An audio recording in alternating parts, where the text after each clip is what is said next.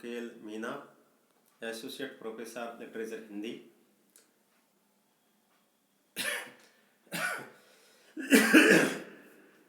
राजेश पायलट, राजकीय स्नातकोत्तर महाविद्यालय लालसोट, जिला दौसा, राजस्थान। सबसे पहले प्रिय विद्यार्थियों, इस प्रोग्राम में आपका हार्दिक अभिनंदन, हार्दिक स्वागत। और आज जो टॉपिक है बीए पार्ट सेकंड, प्रथम प्रश्न पत्र, कवि देव, रीतिकालीन कवि देव का व्याख्या भाग। उससे पहले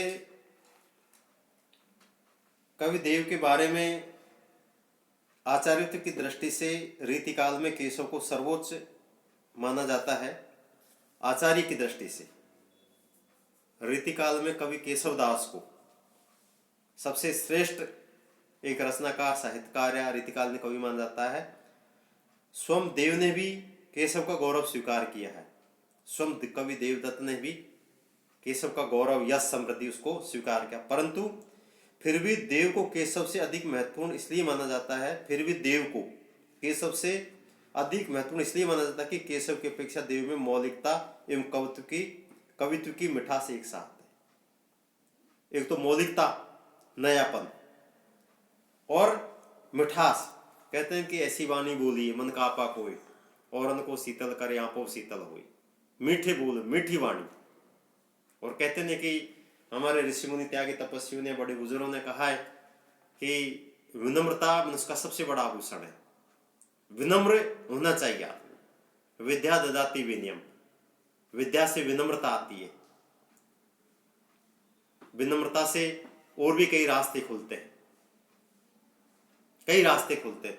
तो वो कवित्व की मिठास एक साथ है। केशव का केवल आचार्यत्व श्रेष्ठ है, परंतु विषय प्रतिपादन का रूखापन भी उनमें है।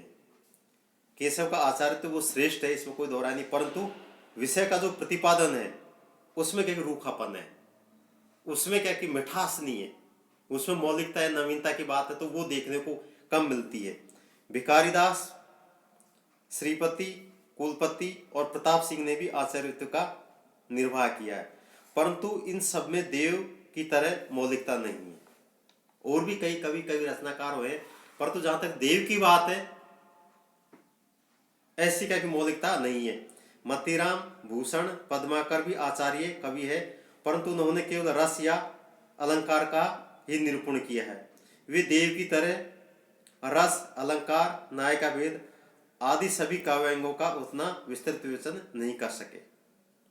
मतीराम भूषण पद्माकर आदि आचार्य कवि है, परंतु उन्होंने केवल रस और अलंकार का निरूपण किया है। देव की तरह अलंकार, नायिका भेद सभी काव्यांगों का उतना विस्तृत विवेचन उन्होंने नहीं किया है। कवित्व की दृष्टि से केशव शुष्क भाव के कारण हृदयहीन कवि कहलाए। शुष्क भाव के कारण, रूखेपन भाव कारण हृदयहीन कवि कहलाए।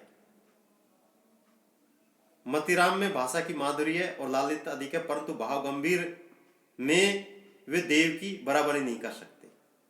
बिहारी का कला पक्ष सबल है, परंतु देव का भाव पक्ष प्रबल है। बिहारी का कला पक्ष है, छंद, अलंकार वगैरह वगैरह, परंतु भाव पक्ष की दृष्टि से कवि देव क्या की श्रेष्ठ है। बिहारी में चमत्कार अधिक है, तो देव में सरस, प्रेमानुभूति, तन्मयता और हृदय वर्जकता अधिक है। बिहारी में चमत्कार है, परंतु देव में सरस, प्रेम की अनुभूति, तन्मयता और हृदय वर्जकता अधिक है। पद्माकर का भाव पक्ष देव की तरह प्रशस्त है, परंतु कला पक्ष में कृत्रिमता अधिक है। पद्माकर का भाव जो पक्ष है देव की तरह ही क्या प्रशंसनीय है, इसमें कोई दो राय नहीं है, ख्याति नाम है, परंतु कला पक्ष में क्या कृत्रिमता है, एक आर्टिफिशियल देखने को मिलती है। इस कारण पद्माकर भी देव की बराबरी नहीं कर पाते। अतः रीतिकाल के आचार्य कवियों में देव का स्थान सर्वोपरि ठहरता है। रीतिकालीन आचार्य कवियों में देव का स्थान सर्वोपरि ठहरता है। इस संबंध में आचार्य रामचंद्र शुक्ल का कथन निम्न प्रकार से है। आचार्यत्व की दृष्टि से रीतिकालीन कोई भी आचार्य विशेष महत्वपूर्ण नहीं है। देववादी आचार्यों ने रीति शास्त्र सृजन में न तो कोई मौलिक योगदान दिया है, न विषय का सम्यक और पूर्ण निरूपण ही उपस्थित किया है। फिर भी जो कुछ हिंदी का रीति साहित्य है, उसमें देव जी का एक महत्वपूर्ण स्थान है। देव जी का इसमें एक महत्वपूर्ण स्थान है। तो देव के काम में आचार्यत्व एवं कवित्व का अच्छा समन्वय दोनों का एक मिलन हुआ है, दोनों में समन्वय है। श्रृंगार रस अपनी संपूर्ण प्रखरता एवं मौलिकता के साथ अभिव्यक्त हुआ है। इन विशेषताओं के कारण रीतिकाल के प्रमुख कवि और रसवादी आचार्य कही जा सकते हैं। कवि देव को कहे जा सकते हैं प्रमुख कवि और रसवादी। और रीतिकाल के समस्त कवियों में उन्होंने अंतम स्थान में महत्व दिया जाना सर्वथा उचित है। तो कहीं न कहीं देव का क्या स्थान एक सर्वोपरि है। पद्माकर में कवित्व की अच्छी शक्ति है, उनकी भाषा में माधुर्य प्रवाह दोनों है, अनुभूति की पर्याप्त मात्रा पर्याप्त है और रस परिपाक भी है, किंतु स्निग्धता वैसी नहीं है जैसी देव में है। तथा न उसमें सूक्ष्म और कोमल अभिरुचि के चित्र है। भाव पक्ष को हम महत्व दे तो कला पक्ष में तो पद्माकर देव के सामने कहीं भी नहीं ठहरते। तो जो रचना अनेक रीतिकाल के कवियों ने की, तो उसमें क्या कि देव ने कई जगह कई स्थानों पर एक श्रेष्ठता का परिचय दिया है। हालांकि केशवदास हो, मतीराम हो, बिहारी हो और पद्माकर हो इत्यादि कवियों से तुलना करके देखा जाए तो भी क्या कि एक तरह से देव क्या कि सर्वश्रेष्ठ कवि माने जाते हैं। इसके अतिरिक्त थोड़ा संक्षेप में और कहा जाए तो देव और केशव, सर्वप्रथम केशव को लेते हैं। केशव चमत्कारी कवि है, कवि प्रिया, रसिक प्रिया में तो कवि का यही दृष्टिकोण है। रामचंद्रिका में भी वे अलंकार प्रदर्शन एवं उक्ति वैचित्र की में सारी शक्ति लगाते दिखाई देते हैं। केशव को हृदयहीन कहना तो सरासर न्याय होगा, पर उनके हृदय पक्ष देव के हृदय पक्ष की अपेक्षा अति निर्बल है। देव में रसानुभूति, तन्मयता, रागात्मकता है। केशव में केवल अलंकार का वैचित्री है। देव में शब्द चयन, स्वर लहरी, ध्वनि, लाक्षणिक वक्रता, कल्पना की सुकुमारता आदि सब कला के निर्माण में योग दे रहे हैं। तो अपनी अपनी जगह पर सारी बातें हैं, परंतु केशव को हृदयहीन कवि क्या कि शुष्क भाव है, एक रूखापन उनके काम में क्या कि देखने को मिलता है। तो इस तरह से कहा जा सकता है कि कवि देव की रचना कई रचनाओं की, और उनमें क्या कि एक ऐसा मौलिक वर्णन किया, एक नवीन वर्णन किया है, नवीन रचना की है, जिससे ये लगता है कि सभी कवि ने अपने अपने हिसाब से नवीनता मौलिकता का परिचय दिया। पर देव की जहां तक बात आती है वो क्या कि एक तरह से देव सर्वोपरि माने जाते हैं। तो आइए प्रिय विद्यार्थियों, ज्यादा कुछ नहीं कहकर मेन बिंदु पर आते हैं। व्याख्या भाग देव का।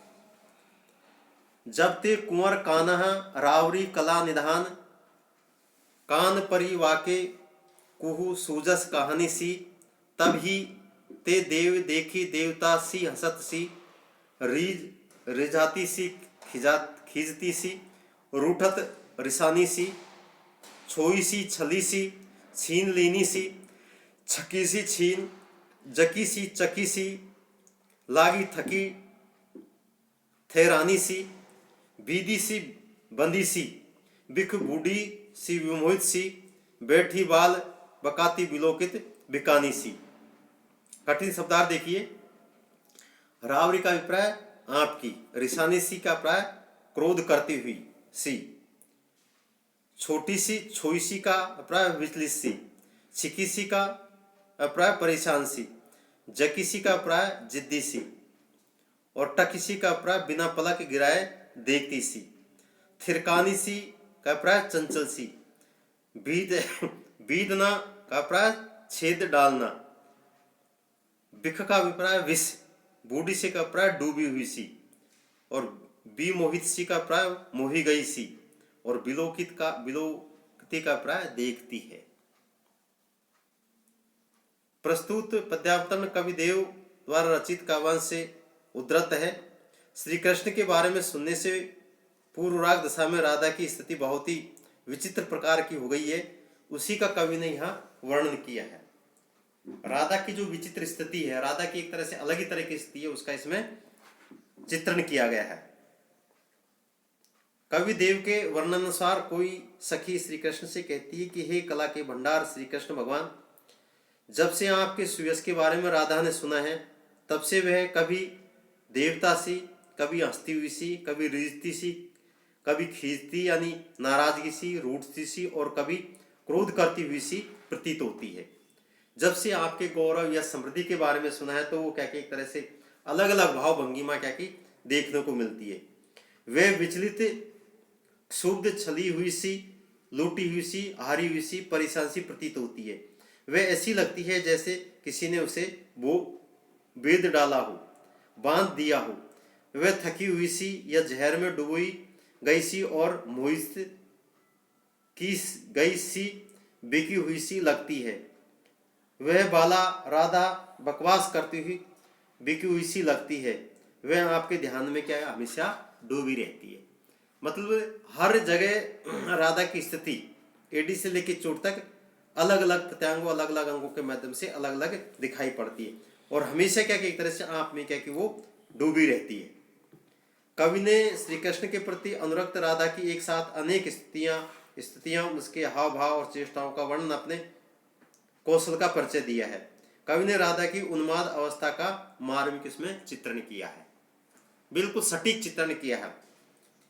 एक अनेक स्थितियों का हाव भाव, चेष्टाओं इत्यादि का इसमें वर्णन किया है। यह कवि की प्रतिभा और कल्पना शक्ति का परिचय मिल रहा है।